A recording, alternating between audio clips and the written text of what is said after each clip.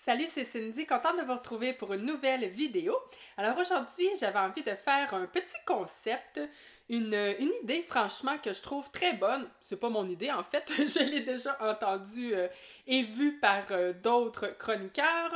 Mais ce que j'ai envie de faire aujourd'hui, c'est de partir de 10 romans et pour chacun d'eux, vous recommander un autre roman pour lequel je vois certaines similitudes. Donc finalement, l'idée c'est si vous avez aimé ce livre, je pense que vous pourriez aimer cet autre livre.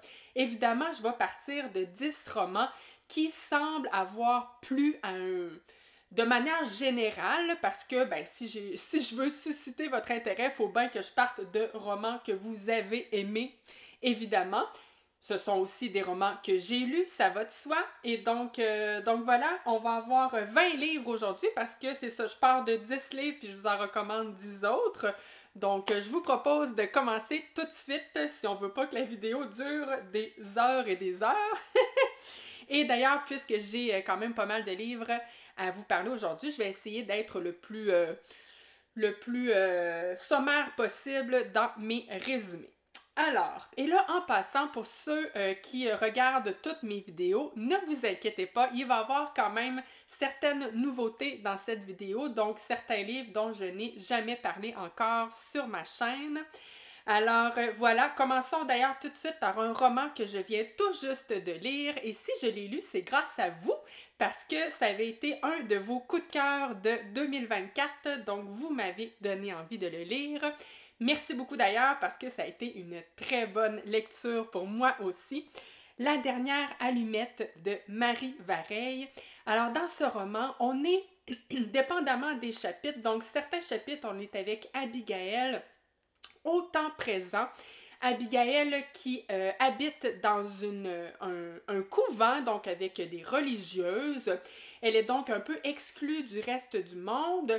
Et Abigail nous parle beaucoup de son frère Gabriel. Elle nous raconte un peu sa vie parce que Gabriel lui rend souvent visite. Et on a d'autres chapitres où on est avec Abigail alors qu'elle était toute jeune. On lit en fait ce qu'elle écrit, si je me souviens bien, dans son journal intime. Et la jeune Abigail nous raconte son contexte familial très, très difficile. Effectivement, son papa est très violent. En fait, il bat sa maman. Donc, elle nous raconte comment elle a vécu ça avec son grand frère Gabriel. Et on a d'autres chapitres où on est avec un psychiatre. Et là, en fait, je sais que je m'arrête assez abruptement, mais je m'arrête là pour le résumer parce que le plaisir de ce roman, c'est justement ces nombreux mystères. Ça donne un côté tellement intriguant à ce roman et ce, du début à la fin. J'avais un peu l'impression d'être devant un casse-tête, un puzzle. Je voyais qu'il me manquait certaines pièces du puzzle, justement. Et justement, c'est ça qui est le fun parce qu'on veut toujours tourner les pages pour comprendre les pièces manquantes. Et d'ailleurs, c'est très satisfaisant parce que, en fait, moi, personnellement, j'ai été surprise par certaines révélations. D'ailleurs, le dernier quart du livre se lit à la vitesse de l'éclair. Vraiment, j'étais incapable de déposer ce roman. Et là, l'autre livre que j'ai envie de vous recommander, je prends peut-être un petit risque parce que honnêtement, on est dans un style très, très différent. Mais si vous l'avez compris, dans la dernière allumette de Marie Vareille, le sujet, ce qui est au cœur de ce roman, c'est le sujet des violences conjugales. Et donc, l'autre roman que je vous recommande, c'est L'amour et les forêts de Eric Reinhardt. Alors, dans lequel on a aussi, en fait, l'auteur nous raconte la vie de Bénédicte d'Ombredane qui vit également l'horreur avec son mari. Donc, la violence, oui, physique, mais la violence psychologique également. Quand je vous dis que le style est très différent du roman de Marie Vareille, je vous dirais que La dernière allumette se lit vraiment plus comme un gros divertissement. Mais si vous avez envie de lire un roman, je vous dirais, dans un style beaucoup plus littéraire, beaucoup plus... on nous parle justement des violences conjugales avec beaucoup plus de subtilité et de finesse. En passant, ça n'enlève absolument rien au roman de Marie Vareille. Là, j'ai envie de vous dire que c'est plutôt selon votre mood de lecture du moment. Mais voilà, L'amour et les forêts d'Eric Ranhart, moi, ça m'avait complètement chamboulé. J'avais trouvé que c'était une histoire bouleversante et que l'auteur nous la racontait avec tellement de justesse. Les mots, là, chaque mot est percutant. Donc, vraiment, ça m'avait vraiment marqué, ce roman. Alors, ensuite, un autre roman que je viens tout juste de terminer. Je m'excuse, j'ai un petit rhume, puis je sens que la voix... Je sens que la voix... j'espère toffer jusqu'à la fin de cette vidéo. Alors, l'autre livre que j'ai lu très récemment, c'est Le pouvoir du chien de Thomas Savage. Alors, dans ce roman, on est en 1920 au Montana avec deux frères, Philippe, Phil, ça doit être Philippe. On dit Phil. Je vais dire Phil d'un coup que c'est pas Philippe. Avec Phil et George, les deux vivent sur un ranch. En fait, ils ont hérité des terres de leurs parents et ils sont très fortunés. Ils vivent ensemble, Phil et George, et les deux sont très, très, très différents. Et un jour, George va rencontrer Rose et il va l'épouser.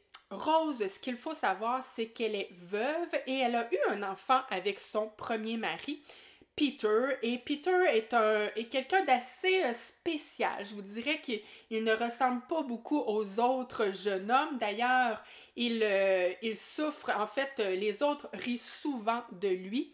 Justement, entre autres, parce les autres disent qu'il est efféminé. Donc voilà, il est victime de railleries de la part des autres.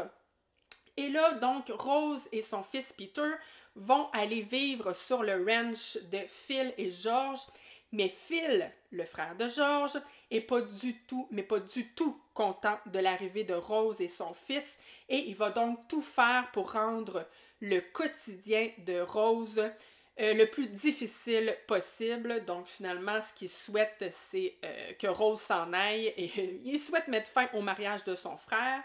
Donc voilà, on va lire cette histoire. Je sais pas pourquoi je dis ça. J'ai lu cette histoire et j'ai été passionnée par l'histoire de ces deux frères. J'ai trouvé que c'était un roman, mais tellement immersif. Et les personnages sont... Mais quel beau... beau. Ils sont pas tous beaux. D'ailleurs, Phil, on aime le détester. Mais si j'ai tant aimé les personnages, c'est justement parce qu'ils sont remplis de nuances. Oui, Phil, on a envie de le détester parce qu'il est détestable, mais en même temps, il est tellement bien développé, il y a tellement de couches à ce personnage qu'on ne fait pas que le détester. Et tous les personnages sont intrigants. Je vous dirais aussi ce que j'ai beaucoup aimé, c'est le climat de tension qui règne dans ce ranch, surtout en raison du personnage de Phil, justement. Je vous dis, cette espèce de climat-là traversait les pages jusqu'à moi. C'est pour ça que je dis que ce roman est extrêmement immersif et voilà. Moi, quand un roman réussit à me rendre les personnages et l'ambiance, l'atmosphère vivante comme si j'étais là, ben c'est gagné pour moi et ça a été le cas avec ce roman. Et si vous l'avez compris, ben on est ici dans un western et c'est pourquoi je vous recommande, si vous avez aimé ce livre, je vous recommande Une assemblée de chacals de S. Craig Zahler. Alors ici aussi, on est dans un western avec quatre hommes qui étaient en fait, lorsqu'ils étaient jeunes, ils étaient des braqueurs et des assassins.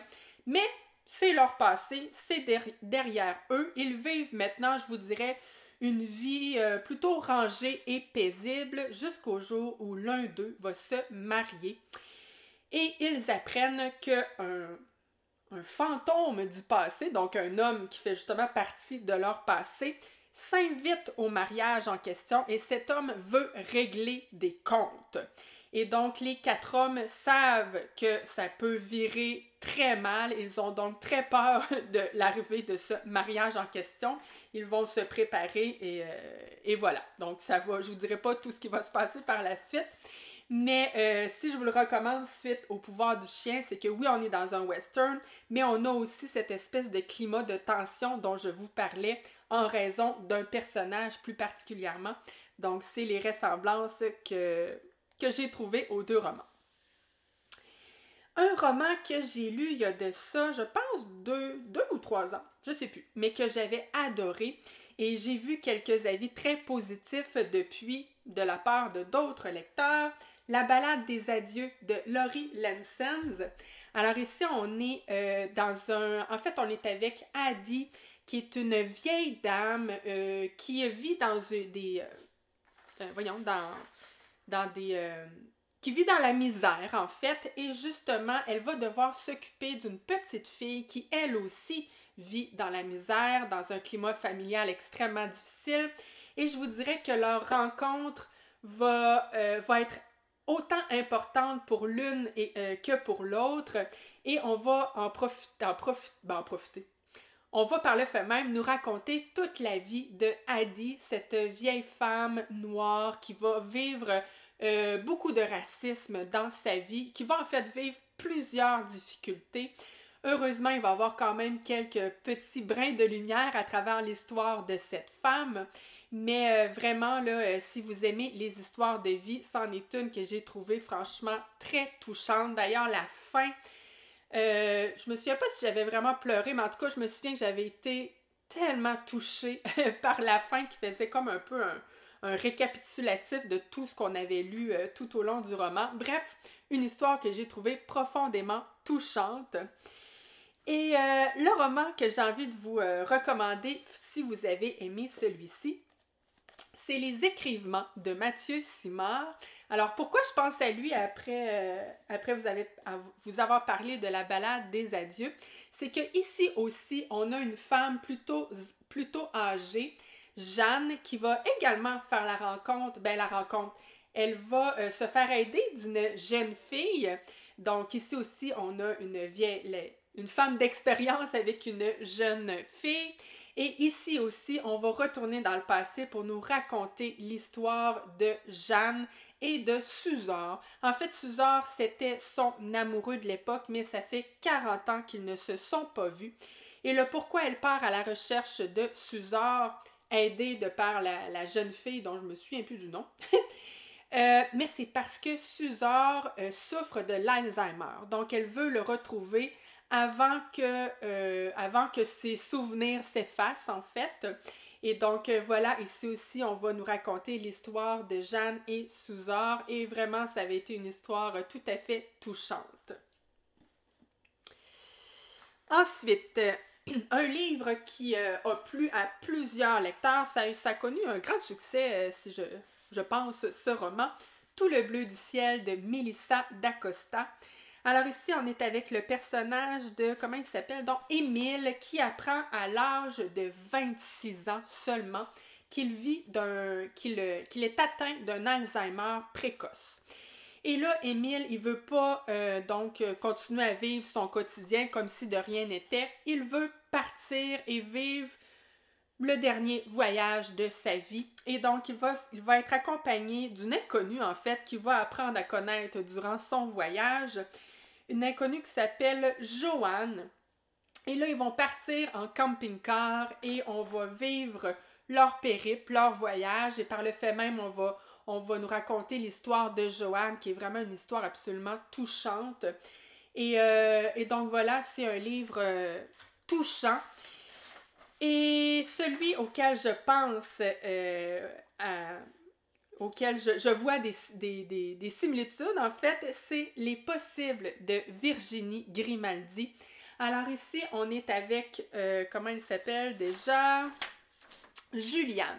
Et Juliane va se retrouver à renouer les liens avec son père, un peu malgré elle, parce que son père...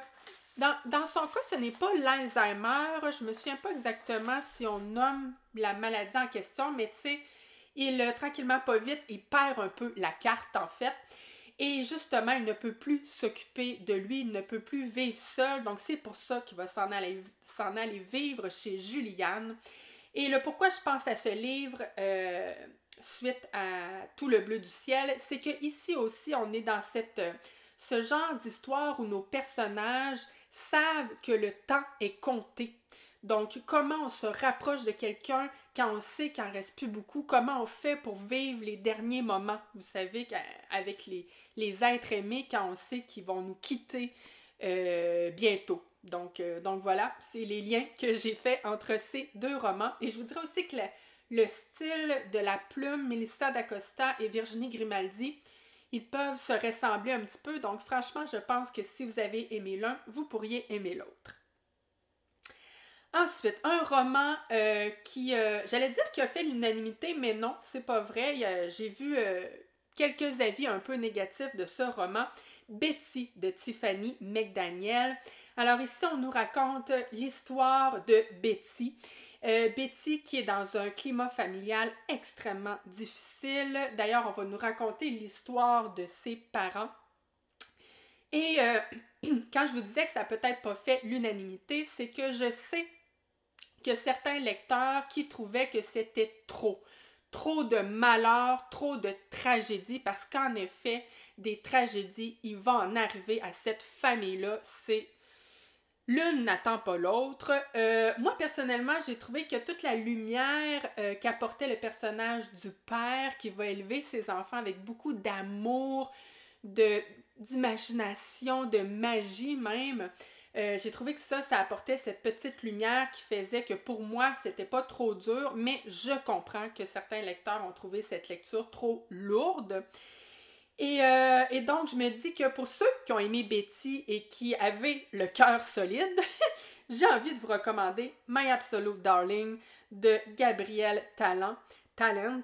Alors, ici aussi, on est avec une jeune fille et ici aussi, on est dans une vie. Ouf! C'est quelque chose parce que cette jeune fille de 14 ans, elle vit seule avec son papa et son papa abuse d'elle. Donc, on est dans un roman où il y a inceste, où il y a énormément de violence. Donc, vraiment, cœur sensible, s'abstenir. Mais si moi j'ai tant aimé ce roman, c'est pour le développement psychologique du personnage principal de cette jeune fille, parce qu'on va assister tranquillement, pas vite, à son éveil. On va assister à son émancipation en tant que femme. Et quand je vous dis qu'on assiste à son éveil, c'est que tranquillement, pas vite, elle va se rendre compte que ce qu'elle vit avec son papa, ce n'est pas normal. Entre autres, grâce à cette nouvelle amitié qu'elle va avoir avec un autre jeune garçon. Et voilà, c'est le développement psychologique de ce personnage, moi, que j'avais adoré. Mais si vous avez trouvé Betty trop dure, ne lisez surtout pas My Absolute Darling, parce que, selon moi, c'est encore plus tough que Betty. Donc, voilà, je vous aurais prévenu. Ensuite, un roman qui a été mon gros coup de cœur de l'année 2024, et je sais que je suis pas la seule, vous êtes plusieurs, ben pas tous, comme tous les livres d'ailleurs, mais je sais que vous êtes plusieurs à l'avoir beaucoup aimé également, Les Fureurs invisibles du cœur de John Boyne. Alors ici, on est aussi, je dis aussi parce que ça va arriver souvent dans les livres dont je vous parle aujourd'hui, dans une histoire de vie, parce que oui, on nous raconte la vie de Cyril, de sa naissance jusqu'à sa mort. Donc, Cyril va être adopté par des parents parce que sa mère était une fille mère qui a été bannie de sa communauté où elle vivait. Et donc, Cyril va avoir vraiment cette quête identitaire tout au long de sa vie, à savoir d'où il vient. Donc, il va avoir toutes ces questions-là, mais on est aussi avec un personnage qui est brimé dans ses choix, dans sa liberté. Donc, il y a vraiment une soif de liberté, en fait. Et c'est une histoire de vie bouleversante, mais aussi vraiment très belle et parsemée de... Moi, j'ai souri à de nombreuses reprises dans ce roman. Donc oui, des fois, j'ai eu de la peine, voire pleurer, mais d'autres fois, j'ai ri. Donc, un mélange parfait, je trouve, personnellement. Et donc voilà, j'ai adoré ce roman. Et je me dis que si vous avez aimé ce livre, il y a des chances que vous aimiez Le Prince des Marées de Pat Conroy. Alors, premièrement, si vous aimez les beaux gros livres, les belles grosses briques, eh bien, vous allez être servi. Et dans ce roman, ben, ici aussi, c'est une histoire de vie, même que c'est une histoire de vie sur plusieurs générations. En fait, ça part de Tom qui va raconter toute l'histoire de sa famille à la psychiatre de sa sœur, parce que sa sœur, ça fait plusieurs tentatives de suicide qu'elle fait. Et donc, il souhaite aider la psychiatre à comprendre le mal-être qui semble habiter Savannah. Donc voilà, on va lire toute l'histoire de leur famille. Ici aussi, une histoire bouleversante, mais aussi une histoire belle de par les liens de cette fratrie. Et donc voilà, c'est un livre absolument magnifique. Le prochain livre dont je vous parle, lui aussi a eu un beau gros succès. Oh, petite gorgée d'eau.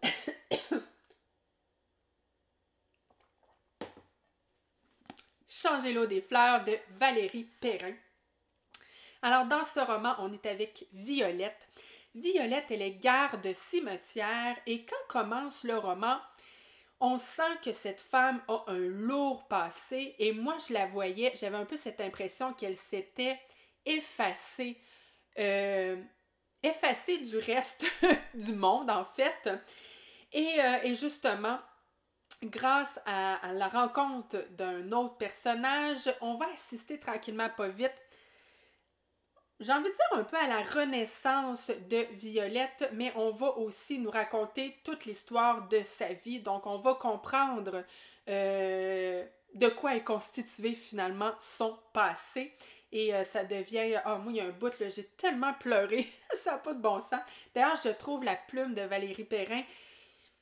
J'ai tout le temps ce côté très émotif quand je lis Valérie Perrin. Donc, vraiment, un très, très beau roman.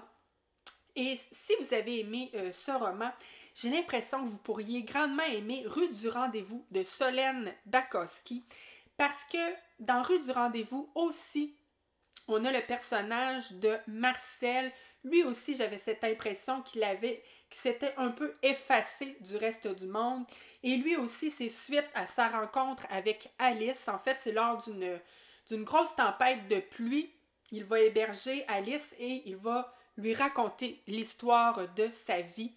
Et j'avais été franchement touchée par l'histoire de sa vie, surtout le lien familial avec sa maman. C'est un peu une histoire de deuxième chance parce que sa mère l'avait un peu abandonnée et finalement, c'est ça, une histoire de deuxième chance qui m'avait franchement touchée.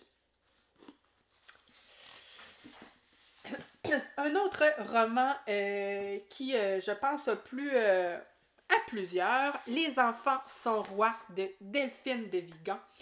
Alors, dans ce roman, on va nous parler d'une famille qui est très populaire sur les réseaux sociaux. Donc, et quand je dis une famille, là, vraiment autant les parents que les enfants, surtout la maman, le père, je pense, est plus derrière la caméra. Mais voilà, donc des enfants qui sont exposés sur des plateformes, il me semble que c'est YouTube. Je suis même pas sûre qu'on nous le dit, mais en tout cas, on sous-entend que c'est YouTube. Et donc, des enfants qui deviennent extrêmement populaires, mais pour qui le tournage de ces vidéos prend énormément de place dans leur vie, dans leur horaire. Et donc, cette histoire, en fait, oui, il y a aussi un côté policier parce que la petite fille va un jour disparaître et donc là, il va y avoir une enquête policière. Et ce roman soulève tout plein de réflexions, tout plein de questions, justement à savoir quand on décide d'exposer nos enfants sur des plateformes qui sont vues du reste du monde, quelles sont les conséquences, tu sais, est-ce que c'est bon ou mauvais pour les enfants? Il y a aussi la maman qui devient une influenceuse et elle aussi, on sent tout le poids de ce métier, si je peux l'appeler ainsi. Bref, plein de super belles réflexions extrêmement intéressantes. Et donc, l'autre roman qui soulève également plein de réflexions sur la famille, sur la maternité, que je pense que vous pourriez aimer également, Entre toutes les mères de Ashley O'Drain. Alors ici, on est avec une maman, Blythe, qui va avoir 2 enfants. Une fille d'abord et ensuite un petit garçon. Et dans ce roman, en fait, c'est la relation entre Blythe, la maman, et sa fille, donc son premier enfant. en fait, il n'y a pas d'amour entre les deux. Donc, la mère, on sent qu'elle veut, mais ça marche pas. Son enfant ne semble pas l'aimer. Et bref, ici aussi, ça soulève plein de réflexions, plein de questions, parce que, tu sais, tout le monde pense que l'amour entre une mère et son enfant, c'est comme automatique dès la naissance. Et bien, ce roman soulève la question, la réflexion que peut-être que non. Peut-être pas pour toutes les femmes, en fait, et c'est peut-être pas si facile que ça, tu sais. Et à quel point aussi, des fois, ce qu'on s'attend d'un enfant est pas toujours, ou de la maternité plutôt, devrais-je dire, c'est pas toujours ce que l'on pense, et ça peut arriver que, et nos enfants, et le fait d'être mère, ça peut arriver que ce soit parsemé de déception, mais c'est mal vu, hein? Quelle mère va venir dire hey, « je suis tellement déçue de ce qui est devenu mes enfants, de ce que sont devenus mes enfants. » Bref, j'ai trouvé que c'était hyper intéressant ici aussi. Puis on a un peu ce petit côté thriller aussi dans ce roman parce que ça commence... C'est comme si on commence le livre en ayant une image du futur et après ça, on retourne tout de suite dans le passé et là, on a donc hâte de savoir, mais qu'est-ce qui est arrivé pour qu'on s'en rende là, tu sais, pour qu'on se rende là. Donc voilà, une histoire hyper passionnante avec, encore une fois, des réflexions hyper intéressantes. Ensuite, un thriller judiciaire que j'ai beaucoup aimé, Défendre Jacob de William Landay. Alors ici, on est avec le procureur d'une petite ville du Massachusetts. Son fils va être accusé, accusé, il va être le premier suspect du meurtre d'un compagnon de classe. Et donc là, on va suivre tout le procès, mais on va suivre aussi, puis ça c'est ce que j'ai préféré à cette histoire, le développement psychologique des deux parents. Donc ce père qui est convaincu que son fils n'est pas coupable et cette mère qui, plus on avance dans le roman et plus on sent qu'elle a des doutes, mais c'est très conflictuel en dedans d'elle parce qu'elle ne veut pas y croire, mais en même temps, elle a d'autres indices, signes que peut-être que oui. Et oh my God, c'était passionnant. Et nous aussi, comme lecteurs, plus on avance dans le livre et plus on a des doutes que c'est peut-être vraiment leur garçon qui est le meurtrier, mais on n'est pas sûr. Donc, vraiment un roman passionnant et c'est un roman justement dans lequel on a un procès. Et c'est la raison pour laquelle j'ai envie de vous recommander un autre roman dans lequel il y a un procès. Le Pacte de Jodi Picoult. Alors ici, on est avec deux jeunes adultes en fait qui se connaissent depuis toujours. Ils sont presque frères et sœurs parce que, si je me souviens bien, c'est des voisins, mais en plus, leurs parents sont des amis. Donc vraiment, ils se côtoyaient tout le temps depuis leur naissance. Et ils vont même devenir un couple à l'adolescence. Et un jour, la jeune fille va être retrouvée, en fait, morte, une balle dans la tête. Et c'est le suspect est justement son chum, son ami de toujours.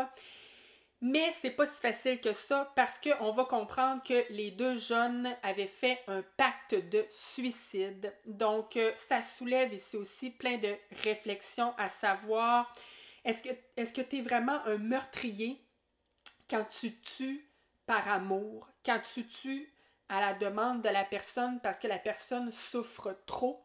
Donc voilà, plein de questions et de réflexions. Et vraiment, moi, j'avais trouvé cette histoire absolument passionnante. Et ici aussi, on va suivre tout le procès du jeune homme. Donc, un autre roman que je vous recommande. Finalement, je termine avec deux livres. Une autrice que j'aimais tellement lire. Je trouvais qu'elle était vraiment très bonne pour ses thrillers. Mais elle ne semble plus écrire, en tout cas depuis plusieurs années, il n'y a pas eu de nouvelles parutions de cette autrice. Je parle de Gillian Flynn et moi j'avais beaucoup aimé Les lieux sombres. Alors, c'est un roman, on commence le livre par un drame familial. La maman et ses deux jeunes filles vont être retrouvées dans la maison familiale. Elles ont été assassinées et la plus jeune, la plus jeune des sœurs, elle va s'en sortir et elle va accuser son frère. Elle dit que c'est son frère qui a tué sa mère et ses deux sœurs. Et suite à ça, on va être 25 ans plus tard avec cette jeune fille qui s'appelle Libby, ça va pas très bien dans sa vie. Et donc, elle va faire le choix de retourner sur les lieux de son enfance pour tenter de comprendre ce qui s'est passé pour, à quelque part, pour commencer le chemin de la guérison, j'ai envie de dire. Et elle va aussi retourner voir son frère qui est depuis 25 ans en prison. Et voilà, j'en dirai pas plus, mais c'est un roman, là, je l'avais trouvé passionnant d'un bout à l'autre.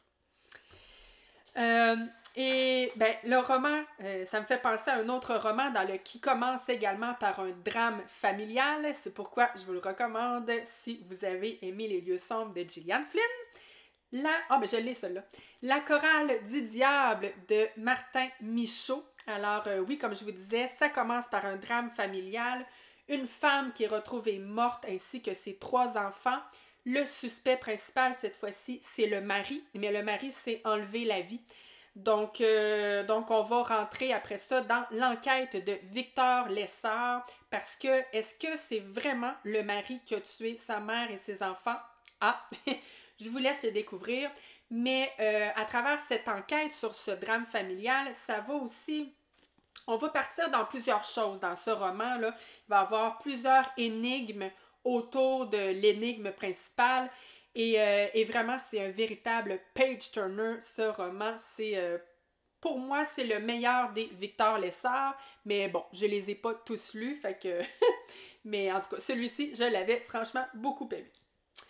Alors, voilà qui complète ma vidéo du jour. J'espère que ça vous a plu. J'espère que j'ai fait des liens pas pires entre chacun des livres que je vous propose aujourd'hui. Alors, merci beaucoup d'avoir été là et on se retrouve dans 2 semaines avec probablement un bilan lecture. Merci beaucoup et à la prochaine!